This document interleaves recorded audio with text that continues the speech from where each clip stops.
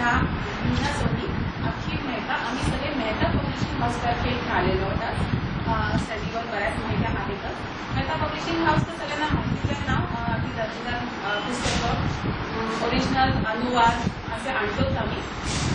आता आम्ही अनाऊन्स करतो ते नवीन पुस्तकाचं प्रकाशन 14 जुलैला आहे. पुस्तक आहे ॲक्सिडेंटल प्राईम मिनिस्टर. मूळ इंग्लिशचं पुस्तक आहे ते संजय बारू यांनी लिहिलेलं आहे. एप्रिलच्या महिन्यात त्यांनी जे पुस्तक हे लिहिलं साधारण अर्ली एप्रिलमध्ये, चांगलंच ते नावाजलं, चांगलं दर्जेदार असं ती टिप्पणी आहे पॉलिटिकल अशा तेव्हाच्या परिस्थितीवरची किंवा त्याच्या आधी झालेल्या 4-5 वर्षात ज्या घटना घडल्या PM ऑफिसमध्ये त्याच्यावरची एक कमेंट आहे हे पुस्तक. ते पुस्तक जे संजय बारू लिहिलेलं आहे त्याचा आम्ही मराठी अनुवाद अगदी अभिमानानं तो आणतोय महाराष्ट्रासाठी. त्याचा अनुवाद केला आहे मीना सोनी मॅडम. इथं मी त्यांच्याकडेच त्यांना विनंती करणार आहे की पुस्तकाबद्दल त्यांनी सांगावं. मी इथे पुस्तकाचा छोटासा ओव्हरव्ह्यू तयार करून आणलेला आहे. तर आता तो तुमच्यासाठी मी प्रेझेंट करते आणि आपल्याला काही बोलायचं असेल तर बोलूया आपण. उपस्थित पत्रकार मित्रांनो, या परिषदेसाठी तुम्ही सर्वजण आज इथे आवर्जून उपस्थित राहिला आहात त्याबद्दल मी तुमचे सगळ्यांचे आभार मानते. साहित्याच्या या अनुवादाच्या क्षेत्रामध्ये मी साधारण 27 ते 28 वर्ष मी इथे काम करते आणि मी आत्तापर्यंत फक्त याच पब्लिशिंग हाऊससाठी काम केलेलं आहे. असे आता 28 अनुवाद प्रसिद्ध झालेला आणि हा 29वा आता 14 तारखेला प्रसिद्ध होतो. एक अनुवादक म्हणून माझ्या वाटचालीमध्ये मला तुम्हा सर्व पत्रकारांचा नेहमी पाठिंबा मिळालेला आहे. या काळामध्ये मेहता पब्लिशिंग हाऊसने मला देशातल्या आणि देशाबाहेरच्या इंग्रजीत लेखन करणाऱ्या नामवंत साहित्यिकांच्या गाजलेल्या कलाकृतींचा मराठीत अनुवाद करण्याची संधी दिली. त्याबद्दल मी त्यांचे ऋणी आहे. तुम्हाला मी इथे ज्या पुस्तकाचा परिचय करून देणार आहे त्याचं नाव आहे द ॲक्सिडेंटल प्राईम मिनिस्टर.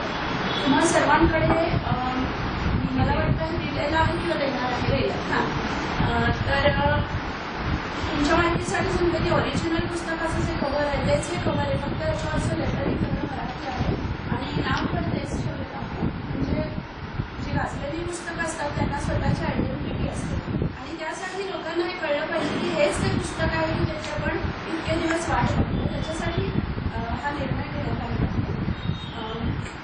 पुस्तकाचे लेखक संजय बारू हे पंतप्रधान डॉक्टर मनमोहन सिंग यांचे त्यांच्या पंतप्रधानच्या कारकिर्दीचा जो पहिला टप्पा आहे UPA 1चा, तर त्याच्यामध्ये ते त्यांचे माध्यम सल्लागार होते, मीडिया ॲडवायझर होते.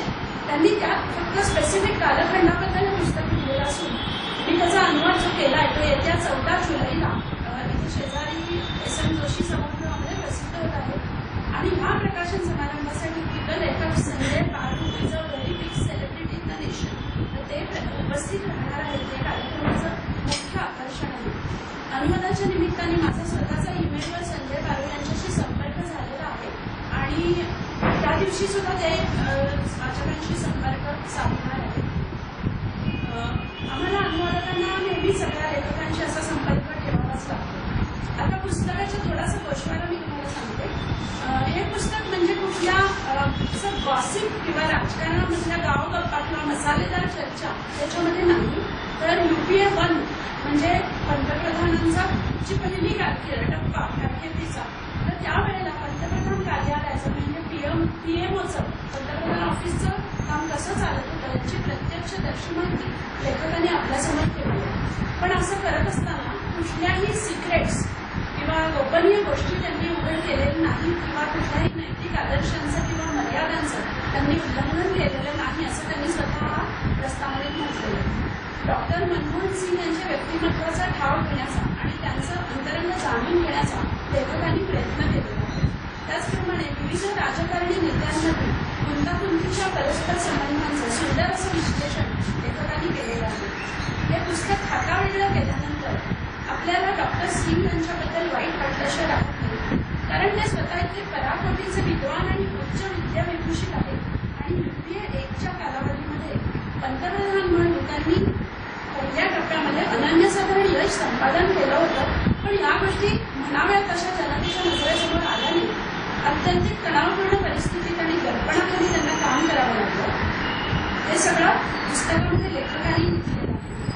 सरकारला डावलून सरकारला कधीही अपयश आलं तर त्यासाठी पंतप्रधानांच्या नेतृत्वाला जबाबदार ठरवण्यात आलं, पण त्यांनी जेव्हा काही यश प्राप्त केलं तेव्हा मात्र त्याचं श्रेय त्यांना न देता इतरांना देण्यात आलं, काँग्रेस पक्षाला देण्यात आलं. पुस्तकात शेवट त्यांनी समराईज केलेलं आहे संपूर्ण गोषवारा पुस्तकाचा शेवटच्या प्रकरणात पुन्हा एकदा लिहिलेला आहे उपोद्घातामध्ये. तर त्यांनी लेखकांनी डॉक्टर सिंग यांची तुलना महाभारतातील भीष्म पितामह या व्यक्तिरेखेशी केलेली. आपल्या आजूबाजूच्या राजकीय परिस्थितीमध्ये ढासळलेल्या नीतिमत्तेची डॉक्टर सिंग यांना पूर्ण कल्पना होती, पण तरी सुद्धा भीष्म पितामहांप्रमाणेच त्यांना नेतृत्वपदी राहून राजकीय पक्षाच्या घराणेशाहीला आणि त्यांच्या पद्धतीला पाठिंबा द्यावाच लागला. परंतु त्याच वेळी वैयक्तिक जीवनात मात्र डॉक्टर सिंग हे कायम अत्यंत निष्कलंक आणि चारित्र्य संपन्न होते, हे लेखकांनी पुन्हा पुन्हा आपल्याला सांगितलं. त्यांनी मूकपणे जे घडलं ते सहन केलं आणि शिरावर जी जबाबदारी घेतली होती ती त्यांनी निर्लेपपणे निभावून नेली, हे लेखकांनी पुस्तकातनं दाखवलेलं आहे. मला स्वतःला पुस्तक अत्यंत वाचनीय वाटलं आणि सगळ्यात शेवटी मला तुम्हाला असं सांगायचं की या पुस्तकामध्ये मराठी अनुवादात छापून आलेला प्रत्येक शब्द हा संजय बारूंच्या मनातला शब्द आहे आणि मी अत्यंत प्रामाणिकपणे त्याचा अनुवाद केलेला आहे. मी माझी स्वतःची मतं किंवा विचार जसे नेहमीच आम्ही अनुवादात बाजूला ठेवतो तसेच ठेवलेले आहे. त्यामुळे त्याचा जो कंटेंट आहे पुस्तकाचा तर त्याच्यामध्ये तुम्हाला काही प्रश्न विचारायचे असतील तर ते संजय बारू उत्तर द्यायला येणारच आहे. आणि तरीसुद्धा पुस्तकाविषयी किंवा भाषांतर या प्रक्रियेविषयी तुम्हाला काही विचारायचं असेल तर तुम्ही मला विचारा. आणि हे मी तुम्हाला सांगते की मेहता भक्तीजींतर्फे जे अनुवाद प्रसिद्ध होतात आणि किंवा मी जे अनुवाद करते तर we try to be as honest as possible. म्हणजे तुम्हाला त्या पुस्तकाचं प्रतिबिंब पाहायला मिळेल एवढी गॅरंटी आमचे ट्रान्सपरन्सी पुण्याला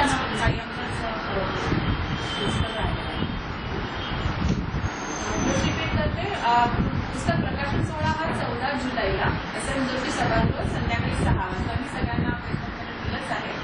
आणि तुमच्यापैकी कोणाला एक्स्ट्रा इन्व्हिटेशन कार्ड जर हवे असेल तर प्लीज तेही आणेल तुमच्या ऑफिसमध्ये किंवा एडिटरला वगैरे द्यायला तर प्लीज माझ्याकडनं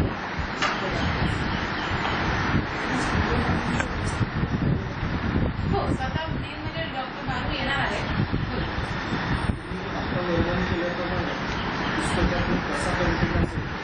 त्यांच्या कारभाराची निर्लेपपणा तत्व स्कूलची होते असं पण हे पुस्तकाचं हेडिंग असं उपयोगी फार छान प्रश्न विचारला तुम्ही.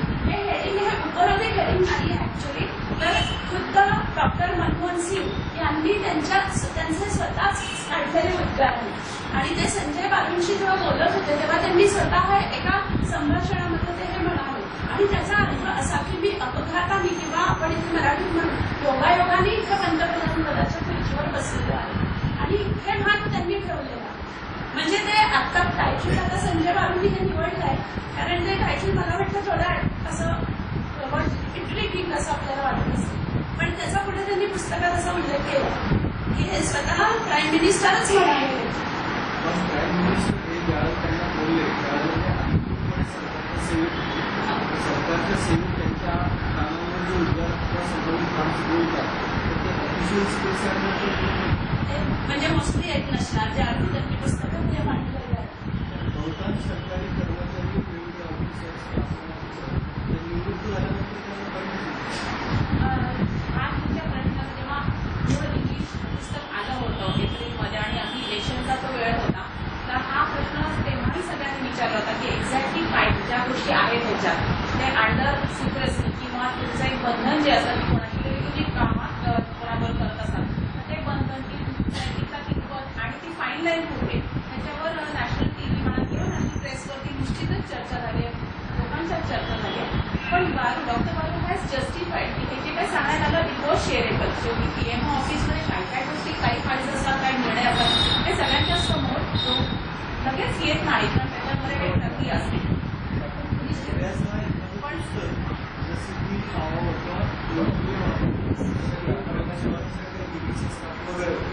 पण त्याची रेडिंग तसाच काहीसा म्हणून असं वाटतं की असलं रेडिंग वेगळं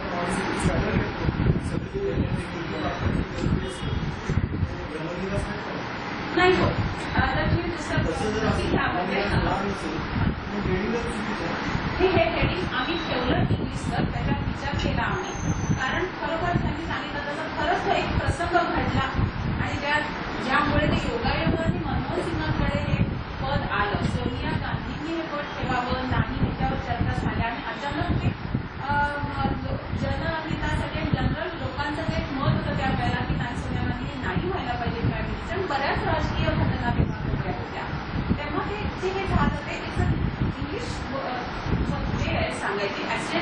झाले आणि मग त्यांचे उदाहरण ते ब्रँड झालेलं आहे ते नाव. आणि मला नाही वाटत की त्याच्या त्या एका विवेचित प्रसंगाचा आधार लोकप्रिय करण्यासाठी केला तर मनमोहन सिंगांवरच आधार सगळे डबल टाकले नाही. मला आता ह्या पर्टिक्युलर पुस्तकाच्या बाबतीत इन जनरल बोलतो तुझ्याशी, कारण मी आतापर्यंत सुद्धा मल्टी जेफ्री अशा खूप मोठ्या मोठ्या लेखकांचा अनुवाद केलेला आहे. तर आम्हाला लेखकांच्या इन्स्ट्रक्शन्स पाळायला लागतात. तर ह्या बाबतीत मला आता माहिती नाही, कदाचित तुम्हाला पब्लिशिंगचे लोक सांगू शकतील, पण टायटल सुद्धा आम्हाला व्हॅलिडेट करून घ्यायला लागतं. म्हणजे आम्हाला ते काही लेखक टायटल बदलायचा अधिकार देतात आणि काही लेखक देत नाही. तर फॉर एक्झाम्पल माझं एक रॉबर्ट जेम्स वॉलर नावाच्या लेखकाचं पुस्तक आहे. तर ती 2 पुस्तकं आहेत आणि ती 2 पुस्तकं त्यांनी 10 वर्षाच्या नंतर लिहिली, पण आम्हाला त्यांनी दिली ती एकत्र दिली. तर त्यांनी आम्हाला असं सांगितलं की 2च्या ऐवजी तुम्ही याचं एक पुस्तक करून छापा आणि याचं टायटल बदलायला परमिशन दिली. तर त्यामुळे आम्ही मराठीत अद्वैत म्हणून छापलं. पण काही वेळेला सुधामूर्ती काही वेळेला सांगतात की तुम्ही माझं टायटल बदला. पण आता काही जण अदरवाईजच्या वेळी त्या म्हणल्या की तुम्ही टायटल बदलू नका, पण गोष्टी माणसांच्या वेळेला त्या म्हणाल्या की तुम्ही बदला. लेखकाचं स्वातंत्र्य अबाधित ठेवून प्रकाशित करायला असा त्यांच्या त्यांच्या विचारांना पण ओव्हरऑल मराठी भाषेत ते कसं वाटतं पुस्तक मराठी कुठला ट्रेंड पडतो नाही ब्रँडची कन्सेप्ट नाही तसं नाहीये. ते पुस्तक जसं आहे तसं ट्रान्सफर का म्हणायला तसं ते तसं आणण्याचा हा अनुवादित जे पुस्तक असतं तेव्हा निश्चित आम्हाला काही ते शिकावंच लागतं. कारण त्याचं क्रेडिट याच्या IP ज्याला म्हणतो आपण एक इंटेलिजंट पेटंट ज्याला म्हणता येईल ते त्या लेखकालाच असतं. त्यांनी कुठल्या तरी कारणासाठी असं होतं आणि मी या दर्जाचं पुस्तक जे राजकीय लेवलवरती त्याची चर्चा झाली त्याची मतं एवढं की म्हणता येईल की परत त्याच्यानंतर इलेक्शनवरती त्याचा परिणाम झाला वगैरे त्याच्या सगळं सांगतेल्या गोष्टी निश्चित परिणामकारक कारण सत्य आहे. म्हणजे त्याच्यात कोणीच वाद नाही करत की कदाचित ते खोटं लिहिलंय किंवा मॅनिप्युलेट करून लिहिलंय असं काहीच नव्हतं. त्यांनी मनापासून आणि प्रांजळपणे ते लिहिलेलं पुस्तक आणि त्यांचं ते कसं त्याचं समोर तुमच्या समोर आणायचं. त्यामुळे जर आतल्या कंटेंटमध्ये नाही केलं आणि असं राईट नाहीच आहे अनुवादकाला. म्हणजे जर अनुवादकाने केला तर मी म्हणेन की कारण मी अनुवादाची थेअरी पण शिकवली होती पोस्ट ग्रॅज्युएशनला. तर असा अनुवादाला स्वातंत्र्य अनुवादकाला त्याचा मोठा नाहीच आणि एस्पेशली नॉट विदाउट परमिशन. तर त्यामुळे मला वाटतं की हे तर बरोबरच आहे की लोकांना इंग्लिशमध्ये ते पुस्तक खरं वाचायला आवडेल, पण पुष्कळ लोकांना इंग्लिशमध्ये ते वाचू शकत नाही. तर त्यांना जसंच्या तसं ते पुस्तक मराठीत देण्याचा हा प्रयत्न आहे.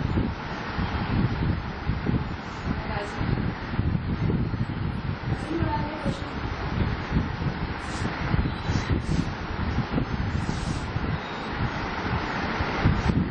आणि तुमचे प्रश्न अगदीच रास्त आहेत, पण त्यातल्या काही गोष्टींची उत्तरं मी देऊ शकत नाही कारण मी अनुवादक आहे. पण संजय बारू हे नक्की देऊ शकतील आणि it will be a very good discussion also. ते प्रोग्रामला नक्की या.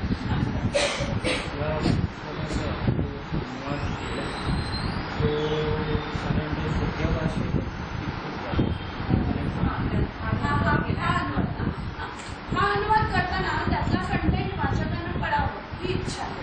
आणि पुस्तकाची मूळ भाषा खूपच क्लिष्ट आहे आणि एक वाक्य 4-4 क्लॉजेसचं आहे. तर अनुवादाच्या थिअरीप्रमाणे नियम असं आमचे असतात की तुम्ही मराठी भाषेत अनुवाद करताना मराठी भाषेचा वाद सांभाळणं आणि कंटेंट पोहोचवणं हे जास्त महत्त्वाचं आहे. वाक्यरचना कशीच्या कशी होणे महत्त्वाचं आहे. तर त्यामुळे तुम्हाला माझ्या पुस्तकामध्ये एका वाक्याचे 4 तुकडे सुद्धा सापडतील. कारण त्याच्यामध्ये बेसिकली त्याला काय म्हणायचं त्यांना ते तुमच्यापर्यंत पोहोचवलं नाही.